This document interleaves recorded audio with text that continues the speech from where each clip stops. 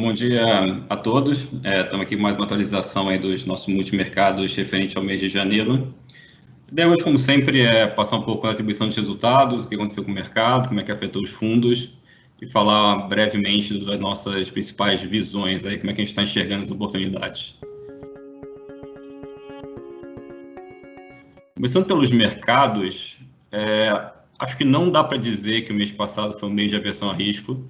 É difícil dizer que é um mês de aversão a risco quando você tem juros subindo na maior parte do mundo, você tem commodities com alta forte na maior parte do mundo, então não acho que o mercado no mês passado estava diminuindo sensivelmente a perspectiva de crescimento mundial. O que eu acho que aconteceu, que fizeram as bolsas cair e fez o dólar subir de modo geral, foi muito mais um movimento de desmontar algumas posições que tinham ficado consensuais.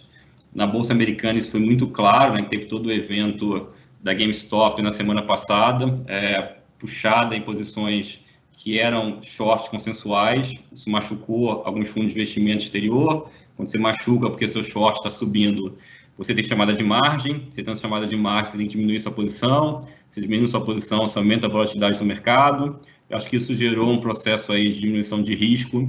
Esse processo de diminuição de risco pegou algumas posições que eram mais consensuais, como o short dólar e o comprado nas bolsas, tá? Mas então, fica essa mensagem que eu acho que é relevante. Eu não acho que o mercado está diminuindo a perspectiva de crescimento, senão você não veria juros para cima e commodities para cima. Acho que o mercado teve um short squeeze e uma desalavancagem pelo aumento de volatilidade no mês passado. Segunda coisa que você percebe nos mercados no mês passado é o Brasil, né? O Brasil foi a pior moeda novamente, os juros foi os juros que mais abriu, e a nossa bolsa também é uma performance ruim quando você olha ela em dólar, né? Então, a segunda coisa que aconteceu no mês passado foi esse movimento de ligar a pior do vírus do Brasil com a chance de voltar ao auxílio emergencial, e a chance de voltar ao auxílio emergencial implica maior risco fiscal.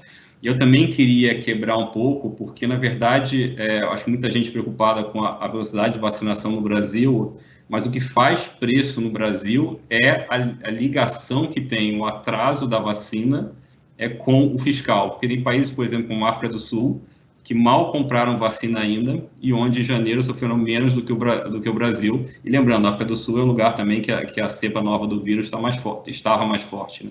Então, na verdade, o que pega no Brasil é essa ligação do vírus com o fiscal. Outros países que estão até piores do que o Brasil na parte do vírus, a gente vai falar da parte da vacina daqui para frente, que está otimista no Brasil, mas outros países que têm preocupações maiores com a vacina, eles não tiveram essa performance tão ruim, porque o que pega é essa ligação com o fiscal. Como é que isso afetou nossos fundos? Eu vou até mostrar um pouco essa tabela, que eu acho que fica um pouco mais claro para entender o que aconteceu no fundo. Então, o fundo perdeu 94 bips bruto em relação ao CDI. Aqui está a distribuição. Você considera que o cupom cambial, na verdade, é uma posição local. Foi, grosso modo, 75% no mercado brasileiro, 25% no mercado internacional, atribuição de resultado do fundo. Se pega na bolsa, foi metade lá fora e metade aqui no Brasil. Isso foram as posições direcionais. Dentro dos pares de ações, até teve ganho aqui no Brasil no mês passado, então meio a meio na bolsa. A parte que não funcionou bem, eu acho que principalmente essa parte aqui, né, a gente começou posições compradas em real que perderam, e contra a proteção dessa posição, que são posições negativas, tomando a curva de juros em dólar brasileiro, o cupom também perdeu, tá? Então, eu acho que esse foi o mix aqui, que foi a principal contribuição negativa, a segunda principal contribuição positiva para o fundo. De resto, a gente não foi muito afetado pela alta do dólar global, porque nossas posições, tanto em Libra quanto em peso mexicano, contra o euro, então a gente conseguiu segurar bem aqui. A gente começou a montar, como eu falei, posições tomadas, como eu vou falar, a gente montou posições tomadas de lá fora, começou a dar um resultado levemente positivo, volatilidade também levemente positivo. Tá, então, resultado, 75% Brasil, 20% lá fora. A principal contribuição negativa lá fora foi a parte de bolsa. Aqui no Brasil, a principal contribuição negativa foi porque a gente perdeu uma posição comprada em real e o nosso hedge no cupom cambial durante o mês passado ele não funcionou. Eu volto já a falar disso. Como é que a gente está vendo nossas posições? Tá? O que mudou no fundo? Então, eu diria o seguinte, a primeira mudança importante tá, na carteira do fundo. A gente montou essas posições aqui tomando juros nos Estados Unidos. Eu vou passar um tempo hoje explicando isso para vocês. Mas a gente está tomado não só nos Estados Unidos, mas também está na Europa. Então, a gente tem posições tomadas nos juros de 30 anos na Europa, posições tomadas nos juros de 10 anos nos Estados Unidos e posições também nesses juros mais curtos americanos, que são para o final do ano de 2022, início do ano de 2023, onde o mercado precifica uma chance muito baixa do FED estar subindo juros. A gente acha que essa chance pode aumentar ao longo do tempo. Tá? Então, uma posição relevante que a gente montou aí tomando nos juros nos Estados Unidos. A segunda modificação da carteira é que na parte de ações, a gente diminuiu a parte de Brasil e aumentou lá fora. Então, nesse movimento de desalavancagem que teve no mês passado na Bolsa Americana, surgiu oportunidades, algumas ações que a gente gosta, no setor de pagamentos, setor de também o que a gente chama de off-price retailers, né, que são aqueles varejistas de desconto, coisas ligadas à reabertura da economia americana, que ficaram baratos aí no mês passado, serviços financeiros também, que ficaram baratos no mês passado, que desalavancar a exposição, a gente aproveitou para entrar comprando, tá? E aí substituiu essa compra por tirar de risco de bolsa brasileiro. Terceira mudança no mês foi diminuir a posição de juros no Brasil, diminuiu mais para o início do mês, isso foi bom para a gente substituiu isso aqui por posições vendidas no dólar contra o real. Então, são essas três modificações. Mais alocação para a Bolsa Nacional, com as oportunidades que surgiram no mês passado, tirando o Brasil. Mudamos de juros brasileiro para posições no real e montamos posições para aumento de juros no mercado desenvolvido, em especial nos Estados Unidos. De resto, a estrutura do portfólio continua parecida, então em renda fixa, posições aplicadas no Brasil e no México, tomar nos Estados Unidos. Moedas, a gente montou uma posição comprada no real, está também comprado na libra e no peso mexicano contra o euro. Tem uma proteção no cupom cambial longo brasileiro, que a gente aumentou no mês passado. Esse aqui é o nosso hedge para a posição de Brasil. As taxas de juros em dólar continua muito baixa em relação ao LIBOR. A gente acha bem assimétrica essa proteção. Isso está pressionado por causa de emissões, que as empresas fazem as emissões lá fora e fazem o hedge aqui no cupom. A gente foi lá e está aumentando mais essa posição. Em commodities, continuam comprado principalmente petróleo, uma posição menor comprada em platina. E na volatilidade, as mesmas posições, basicamente aquelas posições para menor correlação entre a variação das moedas de mercados emergentes e o que acontece com as suas volatilidades, e posições relativas entre a volatilidade da Bolsa Europeia comprada e vendida na volatilidade da Bolsa Americana. Os temas continuam iguais, eu vou falar menos, porque mudou pouco nos últimos meses.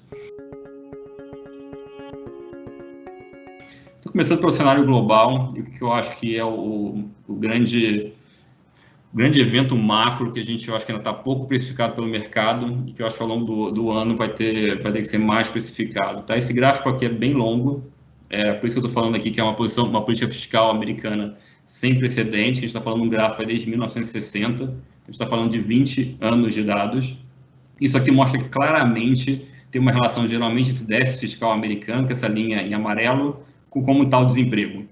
Quando o desemprego está pior, né, o desemprego está mais alto, geralmente você tem um déficit fiscal maior, é natural, se o desemprego está mais alto, significa que a economia está mais fraca, então você tem menos receita do governo, então o déficit aumenta por menos receita, também significa que o governo tem que fazer mais gastos da população, seu gasto também aumenta, seu déficit é maior. E essas coisas andam muito juntos, assim, ao longo da história, tá? Tem alguns descolamentos aqui no final da década de 80, mas, de modo geral, essa relação ela é bastante razoável ao longo do tempo, entre o quanto você vê de déficit vis-à-vis a situação da economia. O que é curioso é que você olha no ano passado, apesar de a gente ter tido um déficit econômico americano quase sem precedente, 15% do PIB, esse déficit ele era condizente com o que estava acontecendo no mercado de trabalho.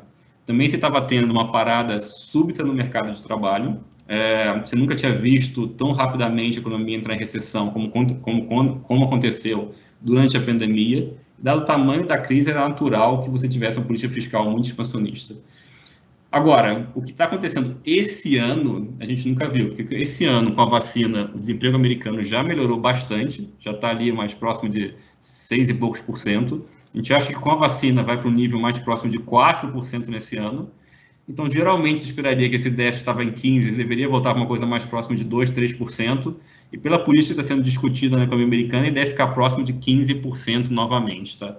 Na verdade, você pega o pacote que o Biden está tentando aprovar de 1,9 trilhão de dólar, se ele fosse aprovado, a gente não acha que vai ser aprovado ele inteiro, tá? Nossas fontes, a gente bota 1 trilhão de dólares e não 1,9 trilhão de dólar. Mas se fosse 1,9 trilhões de dólares, o déficit americano aumentaria esse ano em relação ao ano passado. E isso, mais uma vez, a gente nunca viu. Não tem nenhuma pessoa no mercado que tenha visto, porque não aconteceu na história dos últimos 60, 70 anos. Assim, é uma coisa totalmente fora de proporção. Na nossa cabeça, uma economia com indo para 4% de desemprego por causa da vacina, com déficit fiscal que fica parado em relação ao ano passado em 15% do PIB. É muito dinheiro, tá? Então, a gente acha que esse muito dinheiro vai começar a fazer pressão na curva de juros americanas para cima ao longo do ano. A gente acha que tem bastante espaço para essa taxa de 10 anos subir ao longo aí do período, tá? Aos poucos, provavelmente, que o Fed vai segurando, então a gente não acha que talvez seja um movimento de ruptura, mas a gente acha que é para cima. Outra forma de ver essa situação na economia americana é esse gráfico. Isso aqui é um pouco da renda do consumidor americano. Essa parte mais clara aqui, cinza mais clara, é a renda que ele recebe geralmente do salário, né, que é o salário da renda de capital. Aqui a gente bota azul escuro os pagamentos emergenciais e nesse verde a parte de seguro-desemprego. Você nota que, claro, teve uma queda muito grande de $11.500 para pouco acima de $9.500 aí no auge da pandemia do ano passado, que foram mais do que completamente substituídos pelos pagamentos emergenciais. Ao longo do ano, a situação do mercado de trabalho americano vai melhorando, e aí você vê que essa parte de salário volta praticamente para o patamar pré-crise. E agora você está discutindo fazer isso aqui novamente, né? Que você botaria a renda do consumidor americano, que geralmente era algo como $11.500, em quase $14.500. É muito dinheiro, tá? Então, a economia americana, a gente não acha que vai crescer, a gente acha que vai crescer bastante, muito.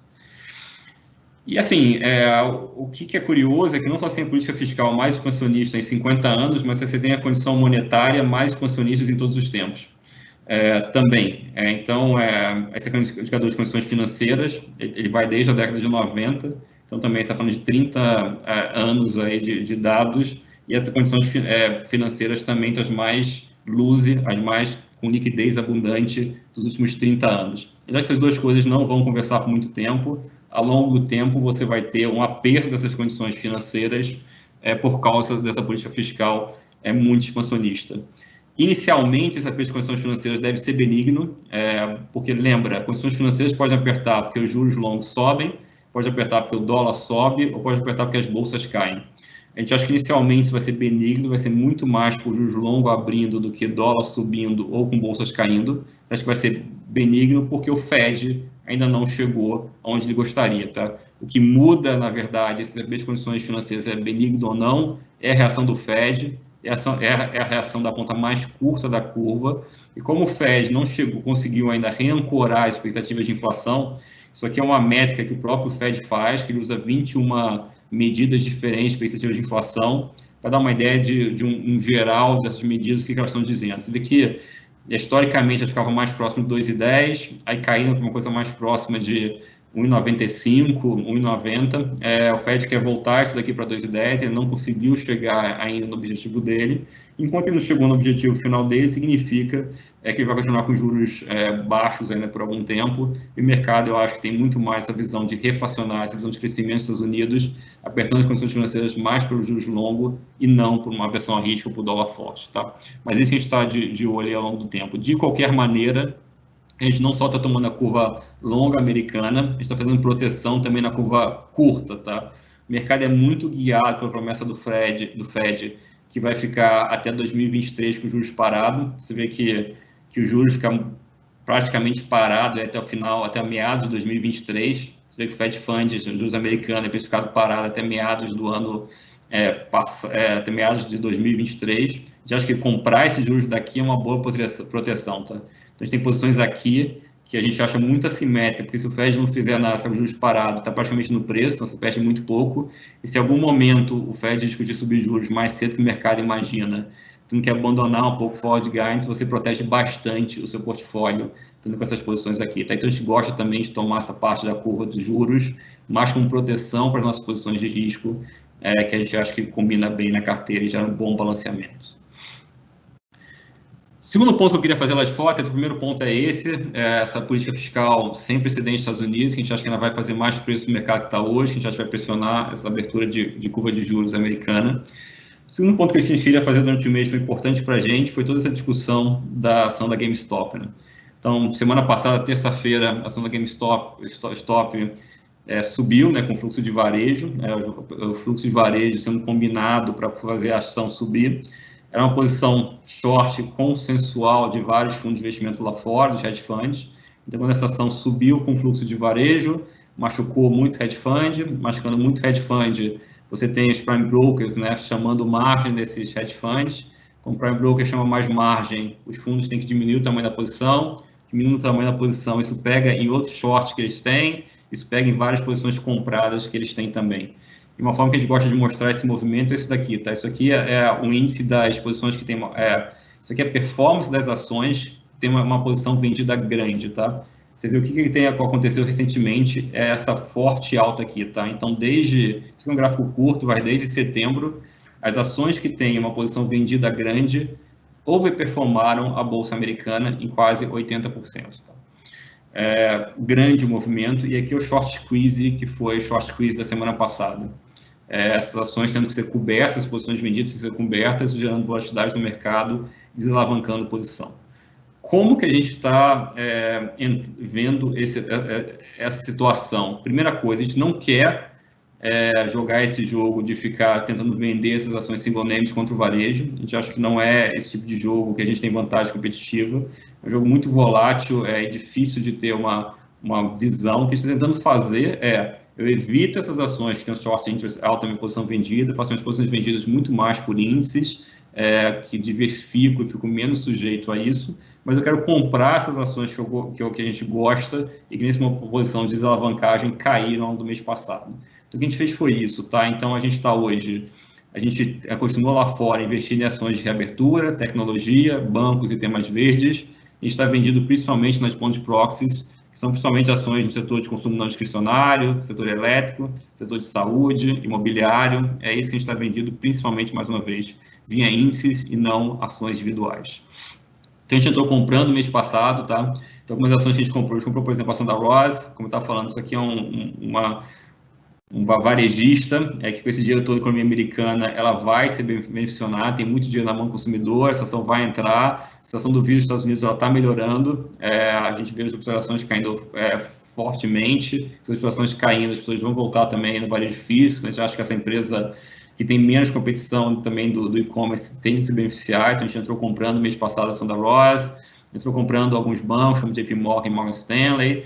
A gente comprou um pouco mais de ação de verde na RWE, que é uma ação alemã também, a gente entrou comprando. Enfim, a gente segue, então, com esse mix de tecnologia, Google, Facebook, são as nossas duas principais posições, alguma coisa de serviços financeiros e bancos, JP Morgan e Morgan Stanley, ações de reabertura que a gente comprou no mês passado quando caíram, e alguma coisa de energia, tá? Então, essa segunda mensagem importante. A gente achou, mês passado, esse aumento de volatilidade, essa desalavancagem de posições, como uma oportunidade para a gente estar entrando, comprando ações que a gente gostava, principalmente de reabertura e serviços financeiros.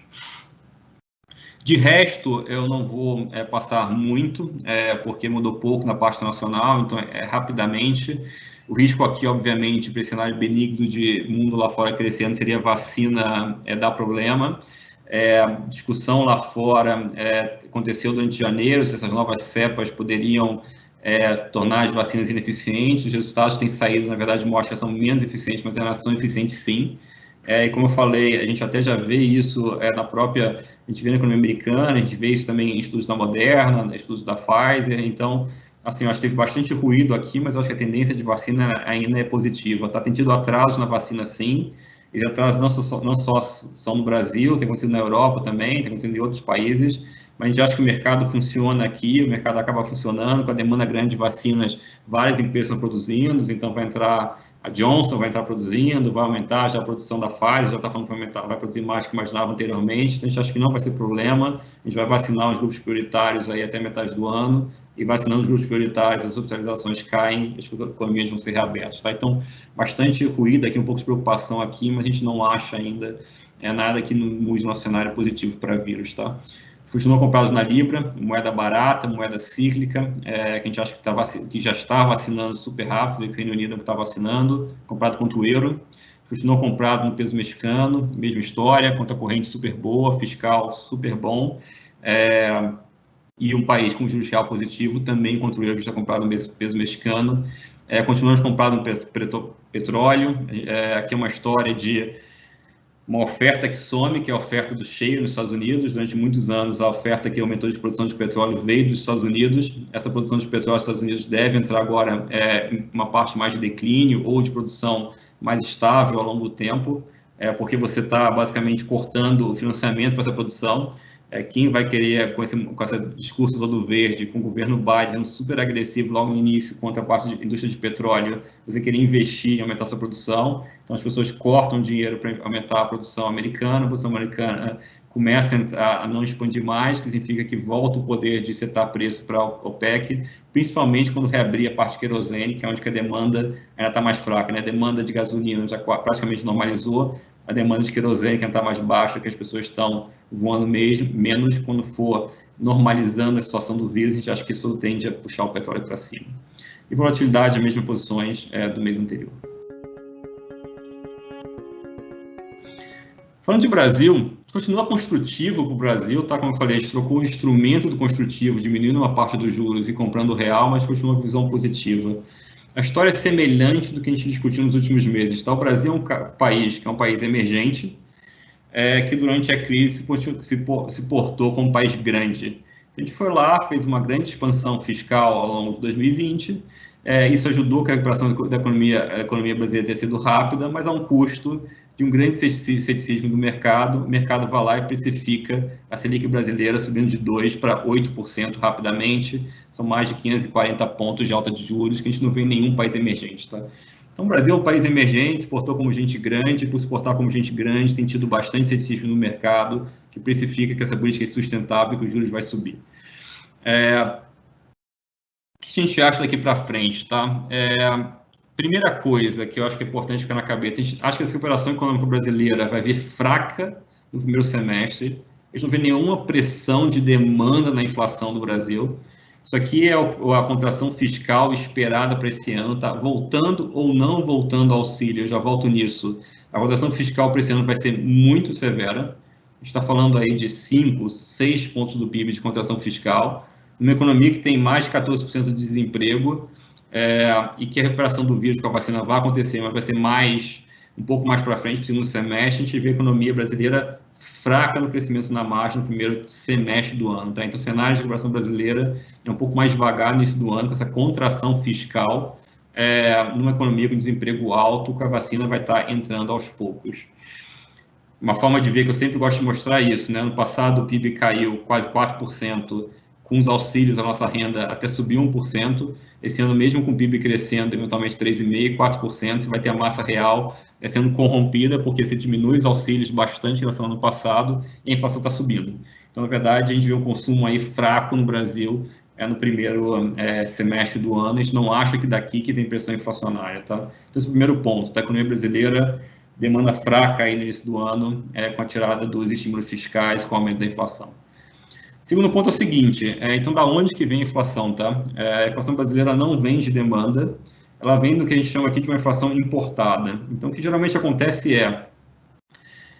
isso aqui é um gráfico também desde 2010, que mostra que geralmente o real ele anda bem junto com os preços de commodities. O Brasil é um país que exporta commodities, quando as commodities geralmente sobem, isso aumenta as exportações brasileiras e o real vai bem. Essa relação quebra totalmente em 2020, tá? E é aqui que está vindo a inflação. Então, o que acontece a gente entrou num momento onde o mercado questiona a credibilidade fiscal brasileira e a gente tem os juros muito baixos. Então, juros ajustados ao risco brasileiro ficou muito baixo. É um juros de 2%, num país que é percebido com risco fiscal muito alto, então juros ajustados ao risco fica baixo, e a moeda brasileira começa a deslocar totalmente dos seus preços, dos seus termos de troca, dos preços de exportações. E isso que está fazendo a inflação brasileira ficar pressionada. Uma inflação importada, porque commodities sobem e o dólar também sobe. Acho que isso daqui vai ter que ajustar daqui para frente, ou pelo bem ou pelo mal. Quero dizer com isso é o seguinte, hoje vai ter o cenário benigno que a gente acha, que é o cenário benigno onde o risco Brasil cresce e, na verdade, a curva de juros vai diminuir e o real vai se apreciar, que é o cenário benigno de convergência, ou o outro cenário a gente continua com o risco fiscal brasileiro pressionado, isso deixa a nossa moeda deslocada dos preços de commodities, isso continua gerando inflação, e como não dá mais para o Banco Central acomodar essas pressões de inflação, a gente vai ver o Banco Central subindo juros, tá? Então, por isso, em nossa cabeça, o risco-retorno atualmente melhorou para do real em relação ao pré, e por isso a gente trocou parte do nosso risco do pré-fixado para o real aqui no Brasil. Acho que a partir de agora, o Banco Central ele é mais preocupado com a inflação, ele não tem mais como absorver esse tipo de choque. Como não tem mais como absorver esse tipo de choque, você acaba que no mercado do dólar você tem proteção, que o Banco Central vai ter que reagir a eventuais depreciações novas da moeda. E por isso a gente trocou um risco do pré para o dólar, foi o segundo ponto que eu queria fazer de Brasil. Tá? Então, primeiro ponto, economia fraca. Segundo ponto, acho que o risco de retorno do dólar ficou melhor em relação ao pré, porque não dá mais para a gente tomar choque de inflação importada. Agora o real vai ter que voltar a convergir para o bem ou para o mal para o nosso sistema de troca. O terceiro ponto que eu queria fazer do Brasil é justamente em relação ao risco. Né? Por que a gente continua construtivo para o cenário fiscal brasileiro em relação ao consenso? Tá? Primeiro ponto, a situação do vírus brasileiro tem piorado, mas, na verdade, o risco principal é da cepa de Manaus, porque do resto, até as hospitalizações estão até estabilizando. Então, nas últimas semanas, o número de casos parou, inclusive, de subir no vírus do Brasil. No Sul, que foi o primeiro lugar onde começou a piorar o vírus no Brasil, já está até melhorando, está estabilizando no Sudeste. Então, mais uma vez, o risco seria Manaus expandir, mas, por enquanto, a situação na ponta das hospitalizações são até controladas. Segundo ponto, se voltar ao auxílio emergencial, você vê que ele não muda a contração fiscal que espera para o ano. Isso aqui eu coloquei um auxílio de 50 bilhões de reais. Você vê que, na verdade, ele não muda, o que ele mudaria é credibilidade, né? Porque a dúvida que o mercado vai fazer tá bom, 50 bilhões de reais não muda a situação econômica do Brasil, a contração fiscal vai ser forte, mas vai gerar um problema de credibilidade. E aí, para que você precisa, né, se tiver que voltar ao auxílio emergencial? A gente não dá para saber se o auxílio emergencial vai voltar ou não, pode ser que volte, pode ser que não, achando mais provável não voltar, mas se a cepa de Manaus é fácil se prorrogar, pode ser que volte. Mas nós tem duas diferenças em relação ao que aconteceu no ano passado, tá? E aqui que eu queria focar a minha parte final dessa história. Quais são as duas diferenças em relação ao ano passado? Se voltar ao auxílio, acho que tem data para terminar, porque eu acho que o Brasil vai sim conseguir vacinar. Então, o Brasil, você vê que ele comprou o número de vacinas altas em relação ao tamanho da população. O Brasil tem 50% mais vacinas do que ele tem na população. As vacinas estão atrasadas, mas vão começar a chegar, começaram a ser liberadas da China recentemente, e o Brasil sabe fazer a logística de vacinar. O Brasil, por exemplo, na época do SARS, vacinou 80 milhões de pessoas em 3 meses. Então, não vejo aqui o Brasil como um grande problema. Acho que até metade do ano a população acima de 60 anos vai estar vacinada. E vacinando a população acima de 60 anos, isso é mais da metade das hospitalizações, então você não vai ter pressão no sistema de saúde, então você não vai ter nenhuma restrição de mobilidade, tá? Então, a primeira diferença em relação ao ano passado é que se voltar ao auxílio, ele volta por bem menos tempo e bem menor valor, porque eu acho sim que a vacina vai funcionar.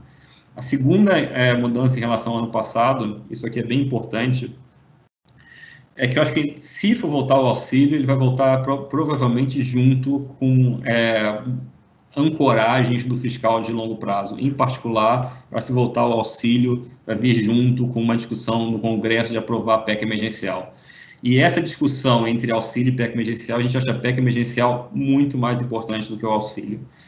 Por que a PEC emergencial é importante? Lembrando, tá? Ao longo do tempo, pela PEC do teto dos gastos, o gasto brasileiro em relação ao PIB ele vai caindo ao longo do tempo. Né? Os gastos brasileiros só podem ser recompostos pela inflação. Se os gastos brasileiros só podem ser recompostos pela inflação, ao longo do tempo ele vai caindo em percentual do PIB, que é essa linha daqui, né? Então, teto de gasto, que é a linha azul, vai fazendo que o gasto brasileiro em relação ao PIB vá caindo ao longo do tempo. Qual que é o problema e qual que é a grande dificuldade do teto de gasto brasileiro? O problema é que, mesmo pós-reforma da Previdência, tudo mais constante, as nossas despesas obrigatórias vão subindo em relação ao PIB. Então, a gente tem pressão nas nossas despesas obrigatórias, que fazem com que as despesas obrigatórias vão crescendo levemente em relação ao PIB, por um teto de gasto que faz com que as despesas tenham que cair em relação ao PIB. O que significa que essa diferença daqui tem que ser feita praticamente via corte de despesas discricionárias. E não dá para cortar as despesas discricionárias nessa magnitude daqui.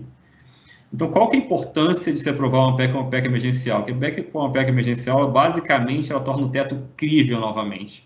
Porque com os gatilhos do teto de gasto, você vê que o gasto brasileiro, sim, ele começa a convergir praticamente para o teto, e você não precisa cortar mais despesa discricionária. Então, nessa discussão, então, mais uma vez, segunda diferença, tá? Primeira diferença em relação ao ano passado, seria se voltar ao auxílio, era por um tempo menor, porque a vacina vai funcionar, aqui no Brasil, nos grupos de risco, provavelmente. E segundo, Se voltar, eu acho que vem junto com uma discussão de PEC emergencial, que eu acho que é uma discussão, na verdade, bem importante, mais importante do que o auxílio, porque ela gera credibilidade de longo prazo para o teto de gasto. Tá? A gente continua mais construtivo do que a média do mercado com esse risco fiscal brasileiro. O lugar que a gente continua fazendo a proteção é no cupom cambial. Cupom cambial é muito baixo ainda, o cupom cambial longo brasileiro bateu 40 pontos acima da LIBOR. É muito baixo, assim, o cupom cambial curto é 80 pontos, que é acima da LIBOR, significa o seguinte, de modo geral, o custo de captação de uma empresa brasileira de alta qualidade, ela levanta dinheiro lá fora no curto prazo por uns 80 pontos acima da curva americana.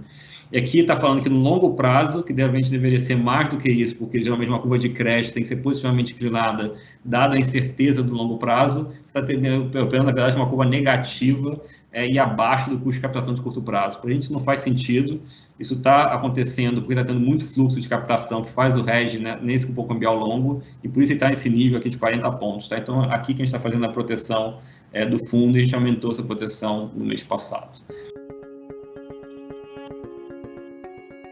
E o mercado que a gente menos gosta é a Bolsa. Tá? Por que o mercado que a gente menos gosta é a Bolsa? Porque é um mercado onde a economia vai estar mais fraca no primeiro semestre, onde se tiver que subir juros, vai ajudar o real relativamente, mas vai prejudicar a Bolsa. Então, aqui que a gente acha o pior risco de retorno para estar alocado no Brasil, e por isso a gente continua bem modesto aqui. As posições que a gente tem na Bolsa brasileira são mais ligadas em commodities e alguns players de abertura que a gente gosta, como, por exemplo, a parte de shoppings, que eu acho que com a vacina tende a andar bem no ano. Tá? Não quer dizer que a gente seja negativo com a Bolsa, só que no risco de retorno, a gente prefere o risco de retorno de estar no câmbio do que o risco de retorno de estar na Bolsa. A gente tem bastante posição relativa, e isso a gente continua ainda bem ativo. No mês passado, a gente até aumentou essas posições relativas na Bolsa. Então é isso, eu paro por aqui.